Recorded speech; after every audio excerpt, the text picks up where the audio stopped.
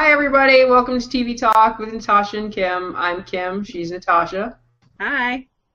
And welcome to our second vlog of TV Talk, where we're going to talk about Grimm Season 3, the premiere. So that just happened on Friday on NBC. And guys, in case you haven't seen our Season 1 and Season 2 recap, that is on YouTube, so check that out. But Season 3 premiered yesterday, and it was pretty darn good. And I like Grimm because they always leave the seasons with just big cliffhangers. And, you know, for some reason, a lot of TV shows more recently have stopped the big cliffhangers for the seasons. They just end, and you're like, oh, okay, well, you know, next season, blah, blah, blah. But I love the cliffhanger. I love it because it just makes you, like, crave the show for 5-6 months, however long it's off air. And then when it comes back, you're like, yeah, and that's how I was. So, Natasha, Season 3, you know, it was pretty good. You know, we start out, I like how they started out with the last, what was it, like 15 minutes of the second season, like the end of it. Mm-hmm. And I always look, and this is, I don't know, it's a bad habit I have, but I always look at the people to see when they do flashbacks if they just filmed it or if they're actually taking video from the previous season. And sometimes you can tell because people cut their hair or they'll look a little different. And I looked for it, and I can't tell you. I have no idea. I have no idea if they used old video or if they filmed new video. I think it might have been a combination of both because there were definitely some scenes that we saw that we didn't see in the Season 2 premiere, right in that first like 10-15 minutes. But I like how they recapped and they say 15 minutes ago, and they start off where they left off in Season 2. And basically that's where you see, you know, Nick, and who I've affectionately nicknamed Mr. Old Voodoo Puffy Fish Man, because that's basically what he is. He's an old voodoo guy who turns into a pufferfish, a blowfish. I don't know. I think I like pufferfish better than blowfish. So Mr. Pufferfish Man. So you see Nick chasing after him, like we did at the end of Season 2. Yeah. And you see. Yeah. Yeah. And you see, who he moves remarkably well for an older guy jumping off of different storage containers. Right. My goodness. I mean, I would have had to, like, cut. I need a break. But he moves pretty well. And, you know, at the end of Season 2, we see Nick get hit in the face with the stuff that the guy spits at you that basically turns you into, like, the Walking Dead. I mean, you're not dead, but you're kind of like a zombie creepy person with a bunch of rage. His goal was to get the Grimm and deliver him to the royal family, and we find out that Captain Renard's brother was behind it. So what did you think, Natasha, about like let's say the first 15 minutes and the intro and whatnot? When they recapped what happened at Season 2 and pretty much the first 15 minutes, I was still mad at Nick for even falling for Voodoo Guy's trap, because I was just like, really, Nick, you should have not have fallen for that. You're better than that. So, and he didn't even have any protective gear. So if he had protective gear, he would not have had, you know, that pufferfish dude spit stuff in his eyes, and he wouldn't have gotten into that zombie state. Now he is all red-eyed and pale looking, and I'm just like, what's going to happen with him? And they're like transporting him, and I'm like, where are they taking him? And so I thought that they maybe were going to go on a field trip to Vienna to try and save Nick, but that kind of didn't happen. It was kind of interesting. Like, I was wondering about how that was going to pan out too. And what? Oh, go ahead. No, I was just gonna say, I felt sorry for Wu, because like everyone was like running around, you know, like being chased by zombies and everything, and so Wu was back at the police station, and good old Wu, he's like, you know, everything's all calm and everything. We don't have to worry about these zombie-like dudes. And everything's quiet at the station. Hank's back, and he had like a leg injury a little bit last season, so he was on crutches. So now he's walking regular now, and he's like, oh yeah, everything's nice and sweet. And then guess who calls? Juliet, talking about, we got zombies and they're running around and we're trying to escape them and all that jazz. And so now they're like, okay, get the units together. We're going to the shipyard. Yeah, it's like foreboding. You know, you say, you know, oh, everything's fine and dandy now. It's just like you're just setting yourself up. It's completely gonna happen. So it's so funny. What I thought was funny is this: that they're like 15 minutes ago, okay, and so they'll show like a scene, and then they'll say 5 minutes ago, and I'm like, you know what? A lot didn't happen in 10 minutes. I mean, honestly. Basically, you know, Nick got into the cart, and then that's all that happened in 10 minutes, and I thought that was funny. I was cracking myself up there. I was a little worried because, you know, at the end of season 2, you thought, I'm like, oh my gosh, they're just going to abandon Nick, right? Monroe and Juliet and Rosalie, they're driving off in the car. Yeah. I'm glad they didn't. You know, they drove to get those because they were surrounded by a bunch of these zombie-like people. So, I'm glad they didn't. They drove around to get them off of the car, and then they ended up wrecking the car because Monroe is an excellent driver. And so they were trying to avoid the zombies. They were trying to. I can't remember whose car that is, and I'm wondering if they can get coverage for that by being attacked by zombie-like people. Just saying. I think it's Nick's. Right, because didn't Monroe have like a bug or something? Oh yeah, he does have a bug, and it's such an adorable bug, and he's so tall, and he has to fit into his little bug. It's so funny. Yeah, I know. He's a blue bot, like a big scary like blue bot or whatever, and he's a veterinarian, and he drives a bug. Okay. So basically, you know, we get to where we left off, where he's in the coffin. And they take him off to a plane, and Captain Renard is there, and you don't know this at the end of the second season. But Captain Renard is there, and he's watching them to figure out what's going on. So he realizes what's happening. He does find Juliet and Hank and Monroe after the police come as the cavalry, and they start trying to tackle the Walking Dead-like people.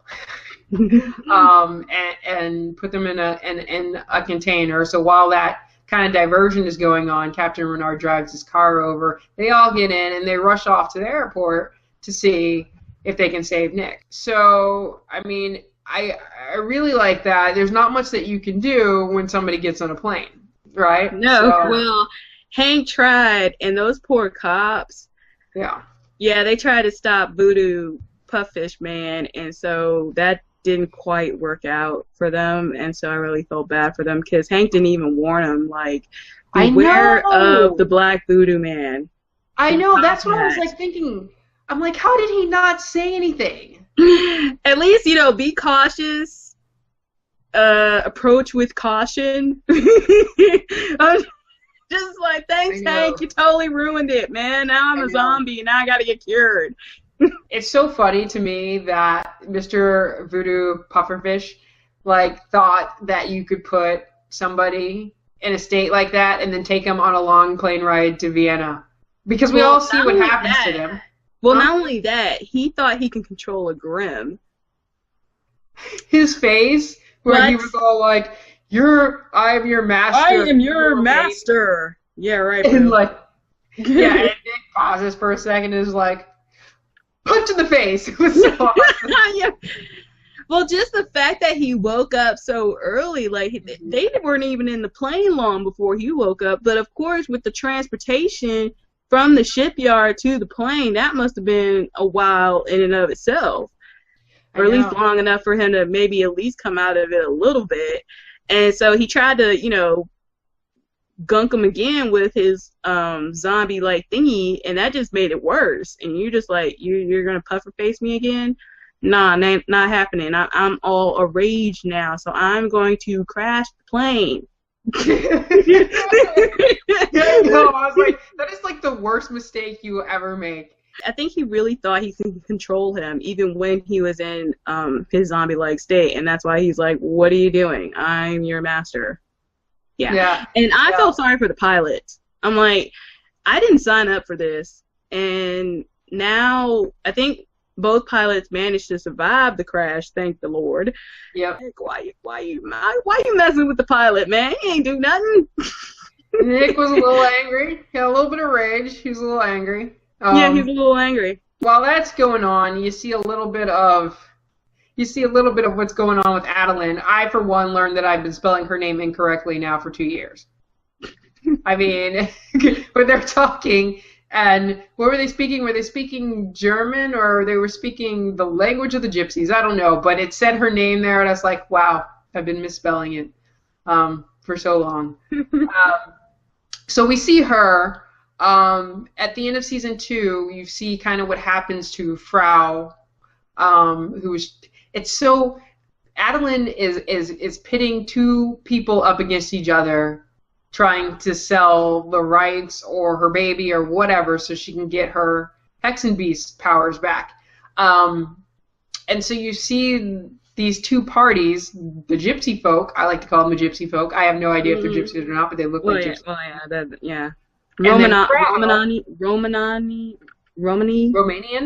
Are they Romanian? We don't know what they are. But anyway, so they're pit up against each other, and the gypsies win. Pretty much. And the way that played out was very smart. I had to give it to the gypsy woman because she had Frau's number on that one. So I had to give it up to her for that. Yeah, and so we won't talk about what really happens to Frau because it's kind of a little gruesome. I kept thinking that, wow, they expect Adeline to do a lot, and she's in her first trimester. I mean, she had so much work to do. I'm sorry, but that's just too much work for me. I'm just going to have to stay human. It's just too much work. It is. She has to do some gruesome things. I like the imagery. When they go out into the field, they go out into this field of flowers, and you have Adeline, who's a Hexenbeast, and these gypsies with, two thugs and a gypsy lady, and they're walking through this field of everything's roses. And they're holding a box with a body part in it, hilarious. It's hilarious.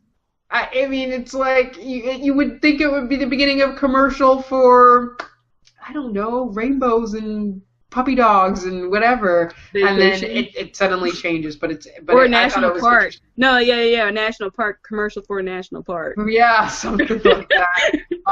So I thought that was funny. I laughed out loud because, and I hope that was their intention. And maybe it wasn't. Maybe it's just because they needed to show what ends up happening to those flowers, and there's such a contrast to that. A very funny scene, but we don't know for sure, but maybe Adeline gets her powers back, maybe she doesn't. She's still in the process, and I'm we're already at the end of the first episode in season 1, and she still hasn't got her powers back. So again, too much work, and I would rather stay human.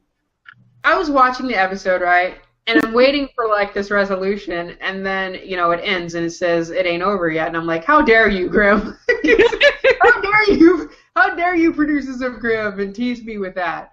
And of course, I DVR'd it, and it cut off when it was this season in Grimm, blah blah blah, cut off, and I'm like, oh! So I don't even know. And that's another thing that worries me, guys. We might not have episode 2 up, next week because it said this season on Grimm. And usually when they do that, it might not be coming back the next week. And I know baseball is on, and I know a lot of shows are taking hiatuses. So hopefully there's a new episode next week, but I don't know yet.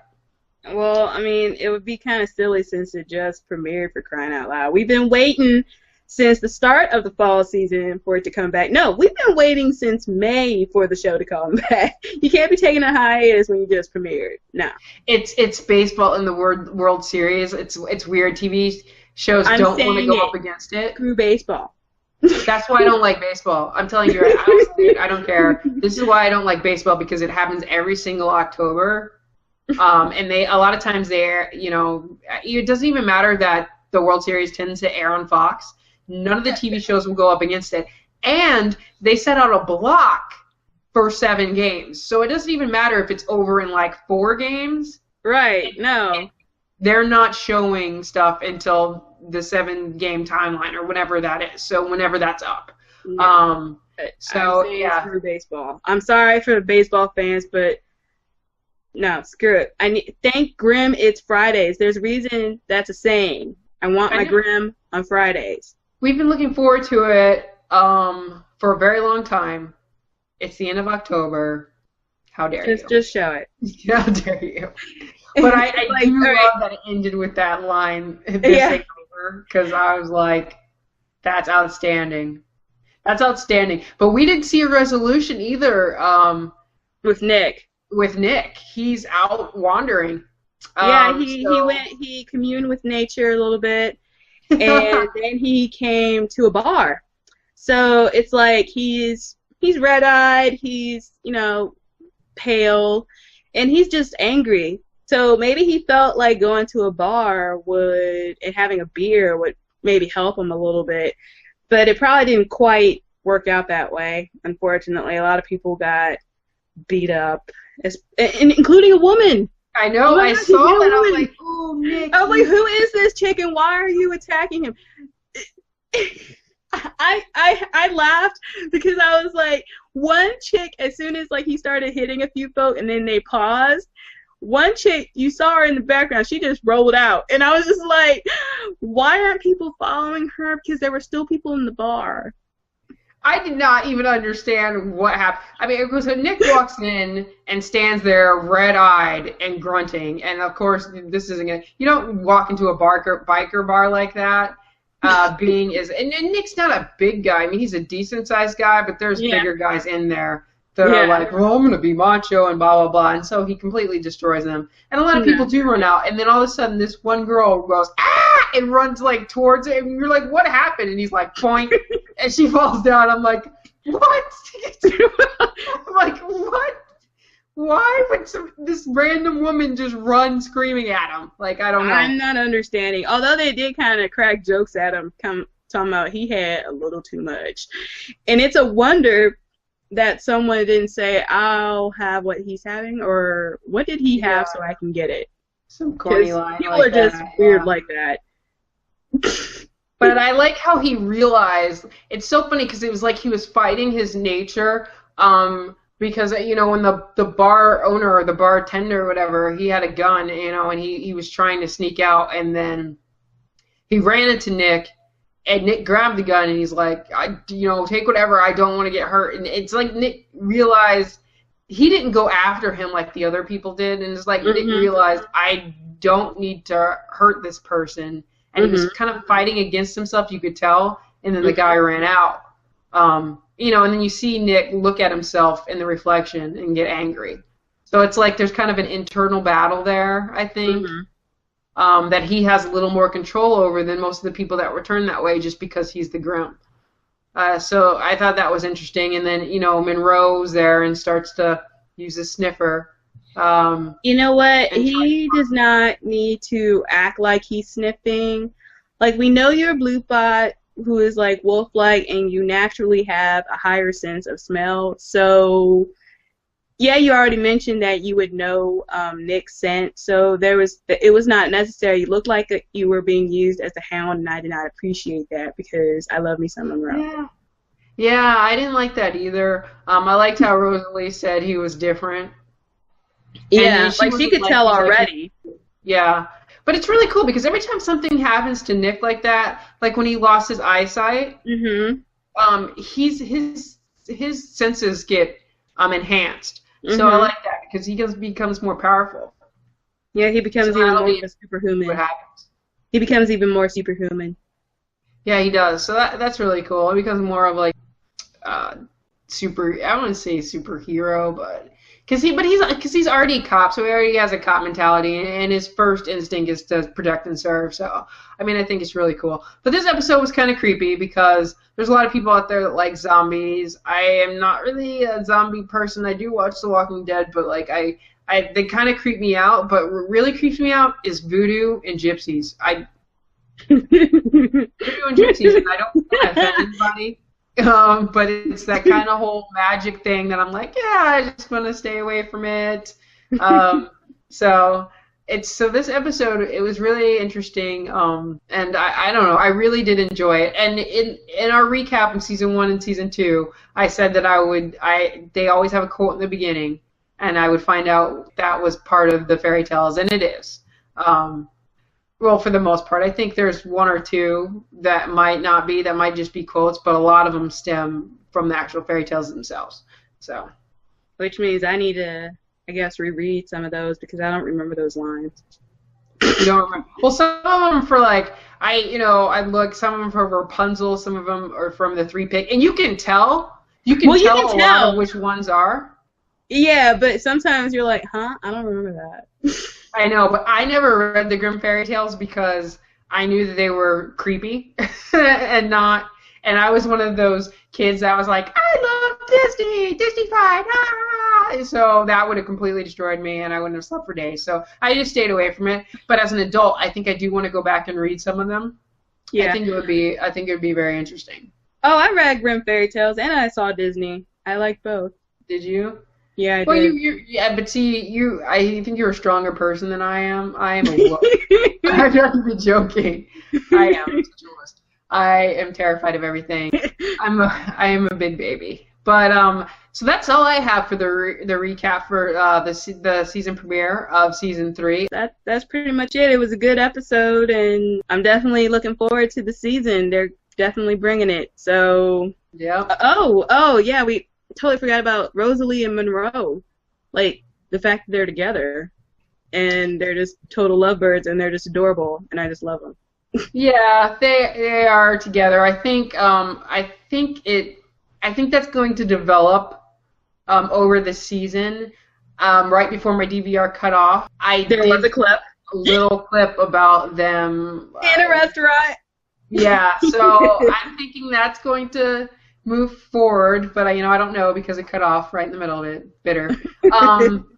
But yeah, it'll be interesting to see how that plays off. But well, I thank you guys for joining us. Thank you. If you guys have any comments or you want us to go over anything or whatever, or if you just want to like pop by and write a comment about what you think of Grimm, we would love for you to do that. So anyway, follow us on Twitter. I'm at anime23. And I am at willcat12, WILLCAT12. And then our little venture, The Nerd Element, is at The Nerd Element.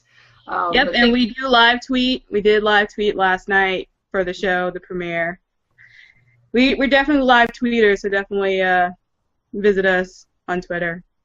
Right, and Natasha's East Coast, and I'm West Coast, so she does a lot of the live tweets just because she's on the East Coast, and everybody's on the East Coast.